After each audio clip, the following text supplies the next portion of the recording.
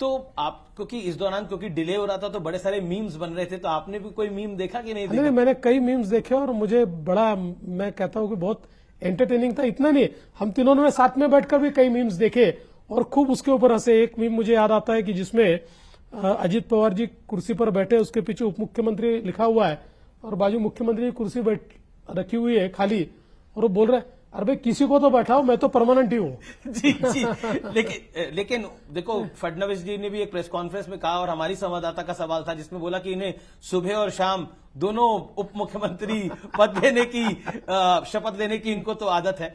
लेकिन फिर भी क्या आपको लगता है कि शपथ ग्रहण समारोह में शिंदे जी का उस कार्ड में उनका नाम नहीं था, तो उसको लेकर भी एक विवाद शुरू हो गया? नहीं, ऐसा कोई कार्ड ही नहीं बना था, पर एक कंट्रोवर्सी हुई ना ना ना ना, ऐसा कोई कार्ड नहीं था। ये तो लोग क्या बना के क्या डालते हैं। लोगों ने तो मेरे साइन के 10 ये एमएलएस को मंत्री बनाओ ऐसे राज्यपाल को रिकमेंडेशन भी दिखा दिया। जी, जी। ये सब बिल्कुल ऐसा नहीं है। कार्ड जो बना नियम के अनुसार बना, जिसमें मुख्यमंत्री का नाम होता है, उप मुख्यमंत्री और मिनिस्टर्स ऐसा होता है, उसी प्रकार से कार्ड बना था। कार्ड वार्ड की कोई कंट्रोवर्सी नहीं थी। हाँ, उनके यहाँ जो मेजोरिटी लोग थे वो चाहते थे कि शिंदे जी सरकार में जाए। एक छोटा माइनॉरिटी का तबका ऐसा भी था जो कह रहा था कि वो न जाए और कोऑर्डिनेशन कमेटी के चेयरमैन हो। तो शिंदे जी ने सबसे बातचीत की और उसके बाद ये तय किया कि वो जाएंगे। तो उसमें थोड़ा समय गया, लेकिन उनके दिमाग में कोई कंफ्यूजन नहीं था, क्लैरिटी थी। मतलब अभी भी सरकार के अंदर कोई कंफ्यूजन नहीं है, क्लैरिटी है, तीनों के बीच बिल्कुल में समन्वय है, पूरा समन्वय है, कोऑर्डिनेशन है 100%। जी। संजय राउत ने एक बयान दिया, उन्होंने बोला अब धीरे धीरे बीजेपी जो है वो शिंदे जी की भी पार्टी को समाप्त कर देगी और बीजेपी ने अपना फायदा ले लिया है। How do you take it? पहली बात तो यह है कि मैं संजय राउत के बयानों पर कभी भी रिएक्ट नहीं करता। और वो बयान तो डेली, इसका कारण मैं बताता हूं कि हर नेता ने अपना स्तर तय कर लेना चाहिए, और मुझे लगता है कि संजय राउत के बयानों पर हमारे प्रवक्ता रिएक्ट करें। उद्धव जी कुछ कहे तो मैं रिएक्ट करता हूं, और जहां तक इस बयान का सवाल है तो मैं ऐसा मानता हूं कि पार्टी समाप्त करने का उनको बहुत बड़ा एक्सपीरियंस है। शिवसेना की हालत किस लिए हुई, जरा शिवसेना के नेताओं से पूछ लो, वो आपको बताएंगे। शिवसेना ने उबाटा सेना, जी, उबाटा सेना जो उद्धव ठाकरे की पार्टी है। लेकिन एक जो कटुता आई है महाराष्ट्र की राजनीति में बीते 5 साल के अंदर, 2019 का जब मैंडेट आपका और शिवसेना का आया और शिवसेना ने आपको छोड़ दिया और वो कांग्रेस और शरद पवार की पार्टी के साथ चली गई, जो कटुता आई है, क्या आपको लगता है वो खत्म हो सकती है? अब वो थोड़ी माइल्ड डाउन हो सकती है? नहीं, होनी चाहिए। देखिए, 2019 तक महाराष्ट्र की राजनीति में बहुत संवाद था। 2019 के बाद ये संवाद कम हुआ, खत्म नहीं हुआ, पर बहुत कम हुआ, जो मैं नहीं मानता कि किसी भी स्वस्थ लोकतंत्र के लिए इस प्रकार की परिस्थिति होनी चाहिए। और कम से कम महाराष्ट्र की राजनीतिक संस्कृति ऐसी नहीं थी। तो मेरा अपना प्रयास है कि मैं इस संवाद को एस्टैब्लिश करना चाहता हूं। अभी जब मेरा शपथ ग्रहण समारोह था, मैंने स्वयं माननीय शरद पवार जी को, माननीय उद्धव ठाकरे जी को, माननीय सुशील कुमार शिंदे जी को, माननीय पृथ्वीराज चौहान जी को सामने से फोन करके निमंत्रित किया। आपने फोन किया? फोन करके निमंत्रित किया जी, क्योंकि उद्धव ठाकरे की पार्टी के प्रवक्ता ने बोला कि हमें निमंत्रण ही नहीं मिला था। नहीं, मैंने स्वयं फोन करके निमंत्रित किया और उन्होंने बहुत अच्छा रिएक्ट किया।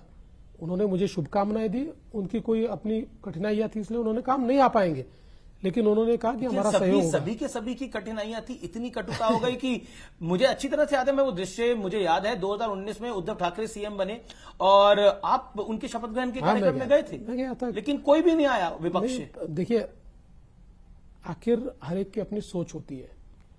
मुझे लगता है कि किन्हीं कारणों से उनको आना गवारा नहीं होगा, लेकिन उन्होंने मुझे शुभकामनाएं दी है। और आगे भी देखिए, भले ही विपक्ष की संख्या कम होगी, उनकी संख्या के आधार पर उनका आकलन मैं नहीं करूंगा। मैं लोकतंत्र में विपक्ष की आवाज को भी सुनने की कोशिश करूंगा और जो सही बात वो कहेंगे उसको मानने की कोशिश भी करूंगा। जी, लेकिन मैं कटुता की बात कर रहा था। कटुता इतनी थी इस चुनाव के अंदर कि आप पे निजी हमले हुए, आपके परिवार पर निजी हमले हुए। दुख होता है आपको इस बात का? देखिए, दुख तो होता है, लेकिन मैं उन सबका आभार व्यक्त करता हूं। जिस प्रकार से उन्होंने मुझे पर्सनली टारगेट किया, मेरे परिवार को टारगेट किया, इससे एक नेचुरल सिंपैथी जनता के मन में मेरे प्रति तैयार हुई। हर चीज के लिए आप सिर्फ देवेंद्र फडणवीस को टारगेट करते हो, लोगों के भी ध्यान में आया कि ये अननेसेसरी टारगेट किया जा रहा है। उसकी एक सिंपैथी मुझे मिली और साथ साथ मुझे एक आत्मबल भी मिला कि मुझे लड़ना है, मुझे संघर्ष करना है, मुझे जीतना है। तो एक जीतने का जज्बा इन लोगों ने मेरे बीच तैयार किया। तो आपको लगता है जो आपको गाली दे रहे थे वो आपका जज्बा तैयार कर रहे थे? बिल्कुल बिल्कुल, एकदम ताकत मेरी खड़ी होगी जी। कांग्रेस ने एक बात ट्वीट करी और कहा कि जो बीजेपी ने विज्ञापन दिया शपथ का, उसमें बाला साहब की फोटो नहीं थी, उसको लेकर एक विवाद खड़ा करने की कोशिश की गई। साधारणतः वो जो विज्ञापन है वो सरकार का विज्ञापन था। सरकार के विज्ञापन के ऊपर सुप्रीम कोर्ट ने कुछ नियम तैयार किए जी। मुख्यमंत्री और प्रधानमंत्री जी के सिवा दूसरा फोटो उसमें नहीं रख सकते आप।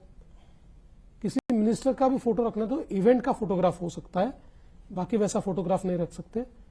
और फोटो की बात नहीं है, हिंदू हृदय सम्राट शिवसेना प्रमुख बाला साहब ठाकरे हमारे दिल में है। फोटो की जरूरत नहीं, हमारे दिल में वो बैठे। जी, शपथ के बाद आपने बोला कि आपकी भूमिका बदली है लेकिन लक्ष्य वही है। तो लक्ष्य क्या है आपका? क्योंकि हमने तो कई सारी तस्वीरें देखी, आप गाय की पूजा भी कर रहे हैं, तो हिंदुत्व का एजेंडा लेकर आप बुलंद हैं। देखिए, हिंदुत्व का एजेंडा तो हमारा है ही जी। हम हिंदुत्ववादी है, और मैं ऐसा मानता हूं कि हिंदुत्व का मतलब एक्सक्लूजन नहीं है। हिंदुत्व को पूजा पद्धति से बांधना ये गलत बात है। हिंदुत्व एक वे ऑफ लाइफ है, एक जीवन पद्धति है जो सदियों से चलती आ रही है।